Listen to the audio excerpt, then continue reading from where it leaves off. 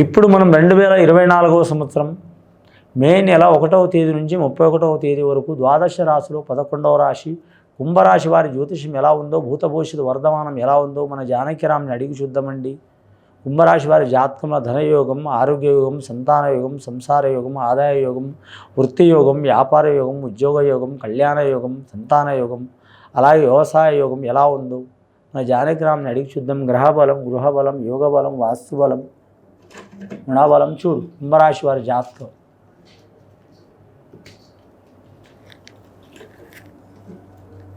కుంభరాశి వారి జాతకంలో చెప్పాలంటే మాత్రం అండి సీతమ్మ దేవత వచ్చింది. సీతమ్మ దేవత లంకలో, రావణుడి లంకలో ఉన్న సీతమ్మ దేవత. అక్కడ ఎవరు పోయిందంటే వాయునందనుడు, వాయుపుత్రుడు ఆంజనేయ స్వామి, అంజనీ దేవత పుత్రుడు.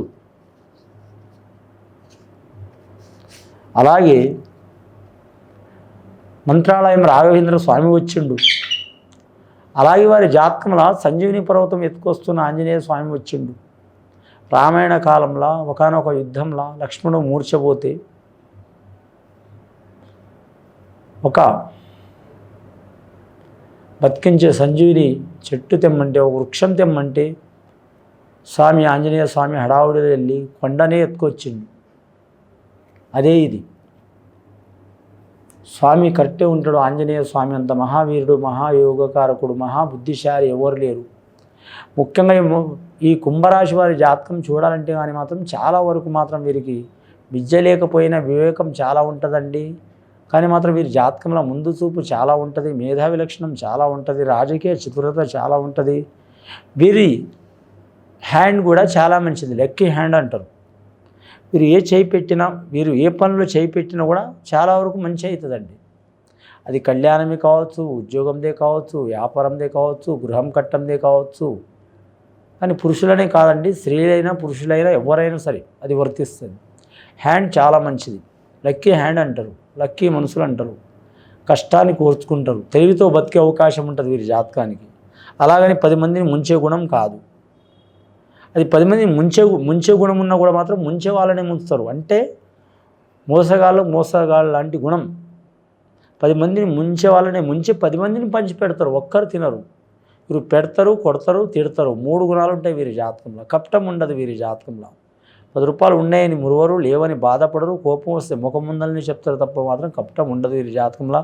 శతతార నక్షత్రం వారికి చాలా వరకు రాజకీయ నాయకత్వ లక్షణాలు ఉంటాయి, రాజకీయ రంగంలో కలిసి వచ్చే అవకాశం ఉంటుంది. శతభిష నక్షత్రం వారికి, పూర్వభద్ర నక్షత్రం వారికి మందగమనం ఉంటుంది, నిదానమైన స్వభావం ఉంటుంది. రావుమార్ దశ వీరికి కూడా ఎల్నాటి శని ప్రభావం నడుస్తుందండి. కానీ మాత్రం మీరు జాతకంలో చూడాలంటే లాస్ట్ ఘడియలు నడుస్తుందండి. ఇప్పుడు లాస్ట్ ఘడియలంటే మాత్రం ఇందాక చెప్పినట్టే అండి, 32 సంవత్సరాల లోపల కిందికి ఉంటే ఏం కాదు, ఎక్కువ ఉంటే ఇబ్బందులు తప్పవు. కానీ ఆ శనేశ్వరుని మా ఇబ్బందులు తొలగించుకోవాలంటే ఇందాక చెప్పినట్టు ఖచ్చితంగా మాత్రం మకర రాశి వారికి చెప్పినట్టే వీరు కూడా పాటించాలి. లేదా అలా కాదనుకుంటే మాత్రం వీరు శనివారం రోజు మాత్రం నియమం ఉండాలండి.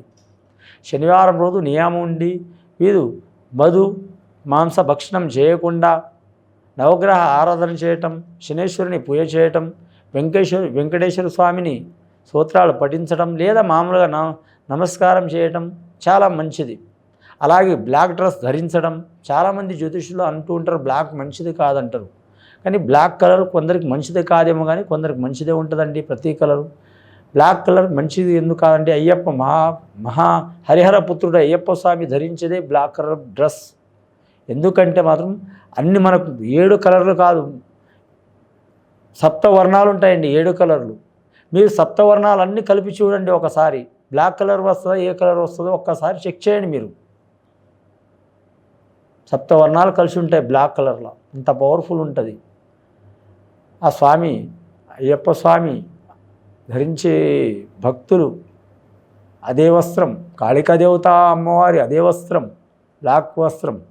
రూపం శ్రీకృష్ణుడి రూపం నీలపు వర్ణం, అలాంటి రాముడి రూపం, అలాంటి శివుడి రూపం, అలాగే వెంకటేశ్వర స్వామి రూపం బ్లాక్ బ్లూ కలర్.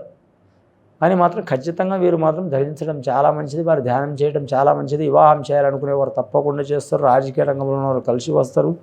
వీరి మీద మాత్రం ఆరోగ్యంలో ఇబ్బంది వచ్చినా ధనం మీద పోతుంది నష్టం అండి, ఆరోగ్యం మీద రాదు అని ఏరే దేశం వేరే ప్రాంతం వెళ్ళాలనుకునే వారికి తప్పకుండా మంచి ఫలితం ఉంటుంది. ఇంకోటి ఏంటంటే మాత్రం ఖచ్చితంగా మాత్రం మాతృవంశం సైడు పితృవంశం సైడు ఏదో ఒక హాని జరుగుతూనే ఉంటుంది. ఏదో ఒక హాని అంటే ఆరోగ్యంలో బాగాలేకపోవడం, నష్టాలు రావటం, సంతానం నష్టం రావటం, కుటుంబంలో నష్టం రావటం, వంశానికి ఇబ్బంది రావటం. ఆ వంశానికి ఇబ్బంది వెళ్ళిపోవాలంటే మాత్రం మర్రి వృక్షం కాడ ఏదైనా దేవత ఉంటే, దేవుడున్నా సరే మాత్రం నైట్ పూట దయ్యాలు ఉన్నాయని అంటారండి. ఉంటే ఉండొచ్చు. దేవుడు ఉన్నవారిని ఎంత నమ్ముతారో దయ్యం ఉందని నమ్మేవారు కూడా అంతమంది నమ్ముతారు. దేవుడు ఉన్నదని నమ్మరేమో కానీ దయ్యం ఉందంటే ఖచ్చితంగా నమ్ముతారు. మన ధైర్యమే దైవం, మన భయమే దయ్యం. కాబట్టి మర్రి చెట్టు వృక్షాన్ని పూజ చేయాలి. ఎందుకంటే 1000 సంవత్సరాలు జీవించే వృక్షం మర్రి చెట్టు. వంశం కూడా కొన్ని వేల సంవత్సరాలు ఉంటుంది కాబట్టి ఆ మర్రి చెట్టు వృక్షాన్ని పూజ చేయటం చాలా మంచిది. కుంభరాశి వారు చాలా వరకు కలిసి వచ్చే అవకాశం ఉంటుంది. అలాగే మాత్రం చాలా పెద్ద వృక్షాలు మామూలుగా ఉండవు. ఏదైనా గుడి ఉంటుంది కాబట్టి ఆ గుడిని కాడ అమ్మవారు కావచ్చు, దేవుడిది కావచ్చు, పూజ చేయడం చాలా మంచిది.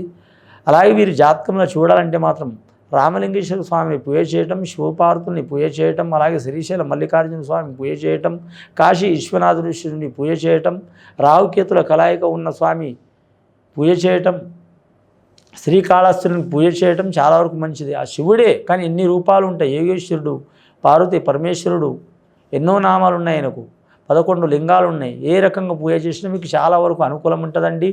అన్నదానం చేయటం చాలా మంచిది. ముఖ్యంగా వీరి జాతకంలో చూడాలంటే కానీ మాత్రం కళాకారులకు కలిసి వచ్చే అవకాశం ఉంటుంది. విదేశాలకు వెళ్ళాలనుకునే వారికి ఇబ్బంది ఉంటుంది. కళాకారులకు, టీవీ కళాకారులకు, సినీ కళాకారులకు, నటీనటులకు, నిర్మాతలకు, డైరెక్టర్లకు, అలాగే సంగీత కళాకారులకు, సాంకేతిక నిపుణులకు, అలాగే మాత్రం గీత రచయిత రాసేవారికి, అలాగే కళాకారులు 100 రకాలు ఉంటారండి. అందరికీ మంచి యోగ బలాలు కలిసి వస్తాయండి. ఇప్పుడు కష్టపడితే మాత్రం ఫ్యూచర్లో వారికి మాత్రం తిరిగి ఉండదండి. ముఖ్యంగా మాత్రం వీరు ఖచ్చితంగా వీలైతే రాఘవేంద్ర స్వామిని పూజ చేయటం, అలాగే ఆంజనేయ స్వామిని ఆరాధన చేయటం, వీళ్ళు వనవాసం పడి కూడా వారు గెలిచే అవకాశం ఉంటుందండి. లాస్ట్ ఘడియాలో ఉన్నదండి. అంగుళికం ఇస్తున్న ఆంజనేయ స్వామి మంచి జరిగే అవకాశం ఉంది. లక్ష్మణ్ని కాపాడు తెస్తున్న సంజీవుని వృతం తెస్తున్న ఆంజనేయ స్వామి మంచి జరిగే అవకాశం ఉంటుందండి. ఖచ్చితంగా మాత్రం ఆంజనేయ స్వామి కూడా ఆరాధన చేయటం మంచిది. ఇది విని చూసి ఆచరించే వారికి గొప్ప ఫలితాలు కలుగుతాయండి. శుభం భూయాత్.